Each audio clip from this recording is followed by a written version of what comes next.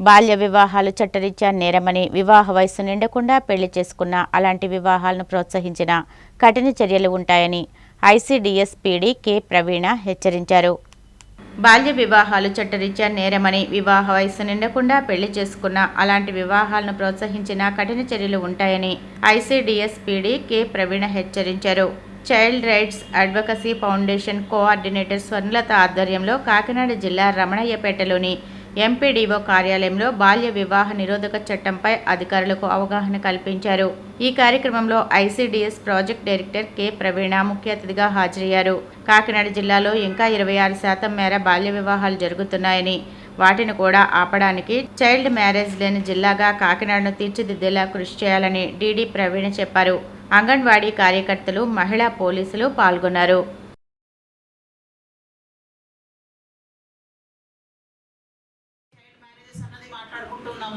అయినా కూడా అడపదడప ఈ చైల్డ్ మ్యారేజెస్ మనకు కనబడుతూనే ఉన్నాయి.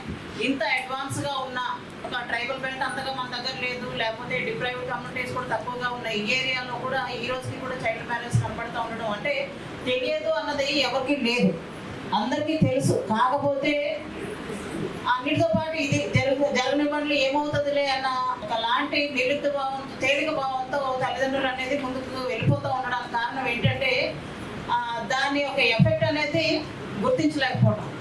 సో దీనికి ప్రధానంగా ప్రివెన్షన్ మెథడ్సే మనం ఎక్కువ ఫాలో అవ్వాల్సి ఉంది. చట్టము మన చేతిలో ఉంది కదా అని చైల్డ్ మ్యారేజ్ జరుగుతూ ఉన్నప్పుడు వెళ్ళి ఆపి బలవంతంగా వాళ్ళని కంట్రోల్లోకి తీసుకొని, లేకపోతే చైల్డ్ ఎక్కడో జాయిన్ చేసిన తర్వాత ఆ అమ్మాయి అక్కడ ఉండరు, నేను పారిపోతానన్నాం, లేకపోతే మీ హోమ్లో పెట్టండి అని 18 years అయిన తర్వాత నేను మా అమ్మ వాళ్ళ దగ్గరకు వెళ్ళను, నేను ఈరోజు మేజర్ అయ్యాను కాబట్టి నా అంతా నేను వెళ్తానని చెప్పేసి వెళ్ళి తర్వాత మళ్ళీ ఆ అమ్మాయి రావటం, ఇలాంటి న్యూసెన్స్ అన్నీ కూడా ఎందుకు వస్తున్నాయి అని అంటే అమ్మాయిని ప్రాపర్గా దానివల్ల నువ్వే ఇబ్బంది పడతావు అనే విషయంలో మనం ఎడ్యుకేట్ చేయడంలో ఫెయిల్ అవుతున్నామేమో అని మనం ఒకసారి మనం పురస్కారం చేసుకోవాల్సిన అవసరం. న్యూట్రిషన్ లేకపోవడం వల్ల చాలా మంది హెల్త్ ప్రాబ్లమ్స్ వస్తున్నాయి. న్యూట్రిషన్ తీసుకోవడం ఒకటైతే దాన్ని మనం కొన్ని పాటించాలి. అదేంటంటే చాలా మందికి ఇప్పుడు ఈ రోజుల్లో వాటర్ ఎలా తీసుకోవాలో కూడా తెలియదు. కంపల్సరీగా 4 liters వాటర్ తీసుకోవాలి. అది తీసుకునే విధానం కూడా ఉంటుంది. అది తెలియక చాలా మందికి హెల్త్ ప్రాబ్లమ్స్ వస్తున్నాయి.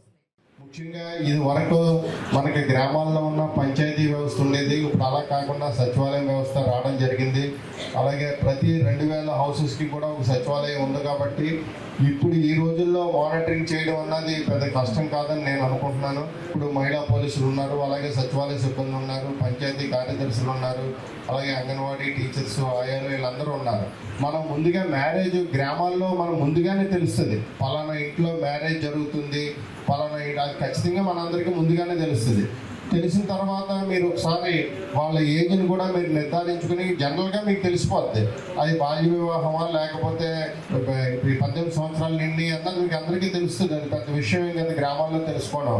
ఒకవేళ అటువంటి బాల్య వివాహం ఏమన్నా చేస్తున్నారు అని మీ దృష్టికి వస్తే ముందుగానే మీరు తల్లిదండ్రులను మోటివేట్ చేస్తే